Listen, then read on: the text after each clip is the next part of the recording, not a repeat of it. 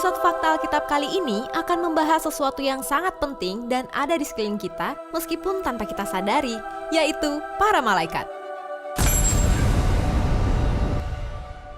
Ini adalah bukti dan fakta tentang para malaikat seperti yang Alkitab katakan tentang mereka. Mungkin kamu belum pernah dengar atau belum pernah diajarkan mengenai keberadaan para malaikat, namun mereka adalah makhluk yang nyata dan ada di sekitar kita. Inilah fakta-faktanya. Yang pertama, malaikat makan makanan di surga. Setiap orang telah makan roti malaikat, ia mengirimkan perbekalan kepada mereka berlimpah-limpah. Yang kedua, malaikat akan dihakimi oleh manusia. Tidak tahukah kamu bahwa kita akan menghakimi malaikat-malaikat? Jadi apalagi perkara-perkara biasa dalam hidup kita sehari-hari. Yang ketiga, malaikat memiliki bahasa sendiri. Sekalipun aku dapat berkata-kata dengan semua bahasa manusia dan bahasa malaikat, tetapi jika aku tidak mempunyai kasih, aku sama dengan gong yang berkumandang dan canang yang gemerincing. Yang keempat, malaikat kadang tidak bisa dibedakan dari manusia. Jangan kamu lupa memberi tumpangan kepada orang, sebab dengan berbuat demikian, beberapa orang dengan tidak diketahuinya telah menjamu malaikat-malaikat. Yang kelima, malaikat tidak maha tahu. Kepada mereka telah dinyatakan bahwa mereka bukan melayani diri mereka sendiri, tetapi melayani kamu dengan segala sesuatu yang telah diberitakan sekarang kepada kamu dengan perantaraan mereka yang oleh Roh Kudus yang diutus dari sorga menyampaikan berita Injil kepada kamu, yaitu hal-hal yang ingin diketahui oleh malaikat-malaikat.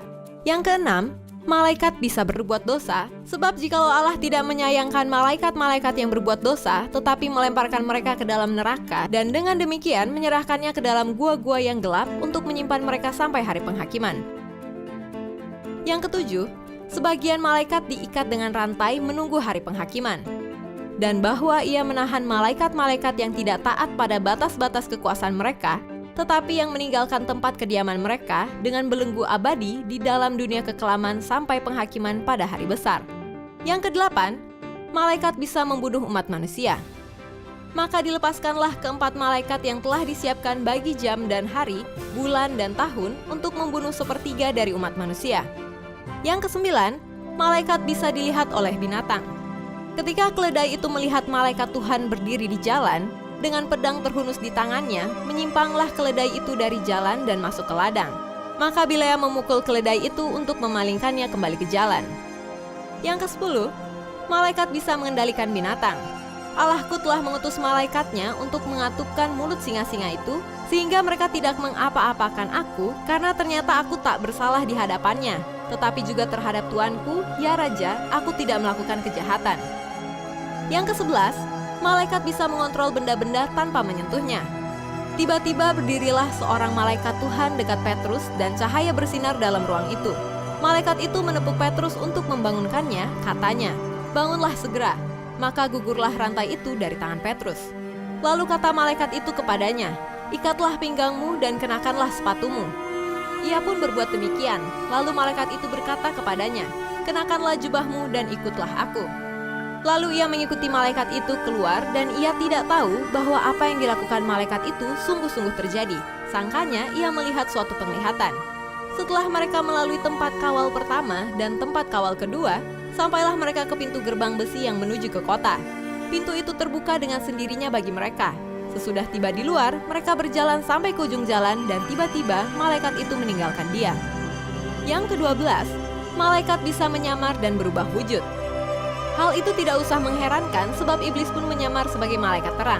Dalam bahasa Yunani, metasematizo berubah wujud sebagai malaikat terang. Kata menyamar menggunakan kata Yunani metasematizo yang artinya bertransformasi, berubah figur, berubah wujud, transfigur, menyamar, shape shifting. Nah, itu dia 12 fakta tentang malaikat. Pertanyaan selanjutnya, apakah malaikat bisa dilihat dan menampakkan diri seperti yang ada di film-film? Atau hanya rekayasa saja? Nantikan terus episode Fakta Alkitab berikutnya. Kita akan bahas tuntas semua fakta-fakta di Alkitab. Kalau kamu suka dengan video ini, silahkan di-like, apalagi di komen, karena itu hal yang paling kita tunggu supaya bisa menjadi berkat juga bagi yang lain. Jangan lupa di-share dan subscribe. Aktifkan tombol lonceng kamu untuk notifikasi video-video terbaru kami.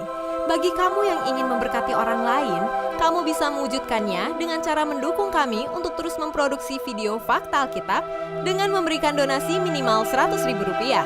Caranya, kunjungi link ini atau hubungi kami melalui WhatsApp di 0878 7490 5248. Terus saksikan Fakta Alkitab.